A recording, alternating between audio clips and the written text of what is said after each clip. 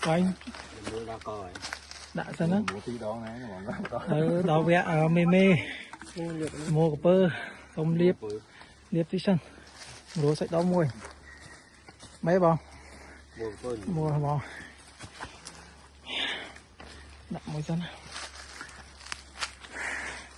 nếu sao tung và hai mà con bây giờ mai tiệt chẳng dừng khơi nhà hot hot láng